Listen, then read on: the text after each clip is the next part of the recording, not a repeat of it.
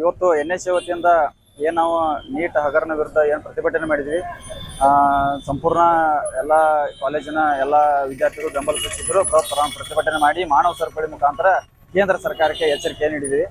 2024ರಲ್ಲಿ ಒಂದು ಕಮಿಟಿಯನ್ನು ರಚನೆ ಮಾಡಿದ್ರು. ಆ ಕಮಿಟಿಯನ್ನ ಕೇಂದ್ರ ಸರ್ಕಾರ ಯಾವುದೇ ರೀತಿ ಜಾರಿಗೆ ಮಾಡಲಾರ್ದೇ ಈ ವರ್ಷ ನಡೆದಂತ 3ನೇ ತಾರೀಕು ನಡೆದಂತ ಪರೀಕ್ಷೆಯನ್ನ ಸಂಪೂರ್ಣವಾಗಿ ಕೇಂದ್ರದ ಶಿಕ್ಷಣ ಸಚಿವರು ಮತ್ತು ದೇಶದ ಪ್ರಧಾನಮಂತ್ರಿಗಳ ಕೈವಾಡದಿಂದ ಕ್ವಶನ್ ಪೇಪರ್ ಸೋರಿಕೆಯಾಗಿದೆ.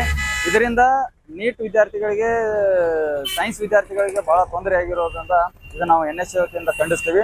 ಯಾಕಪ್ಪ ಅಂತಂದ್ರೆ ಒಬ್ಬ ವಿದ್ಯಾರ್ಥಿ ಶಿಕ್ಷಣ ಕಲೀಲಿಕ್ಕೆ ಹತ್ತತ್ರ ಒಂದು 3 ರಿಂದ 4 ಲಕ್ಷ ರೂಪಾಯಿ ಖರ್ಚಾಗುತ್ತೆ.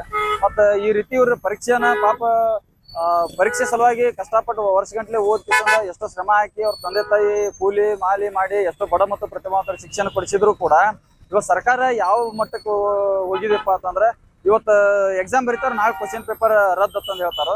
ಅದಕ್ಕೆ ನಾವು NSA ವತಿಯಿಂದ ಕೇಂದ್ರ ಸರ್ಕಾರಕ್ಕೆ ನಾಚಿಕೆ ಮಾನ ಮರ್ಯಾದೆ ಏನಾದರೂ ಇದ್ರೆ ಕೂಡಲೇ ಪ್ರಧಾನಮಂತ್ರಿಗಳು ರಾಜೀನಾಮೆ ಕೊಡಬೇಕು, ಕೇಂದ್ರ ಶಿಕ್ಷಣ ಸಚಿವರು ರಾಜೀನಾಮೆ ಕೊಡಬೇಕಂತಂದು NSA ಇಂದ ಆಗ್ರಹಿಸ್ತೇವೆ. ವಿಜಯ್ ತಿಪ್ರೇಡ್ ಅಂತ NSA ಡಿಸ್ಟ್ರಿಕ್ಟ್ ಪ್ರೆಸಿಡೆಂಟ್ ಬಾಗಲಕೋಟೆ.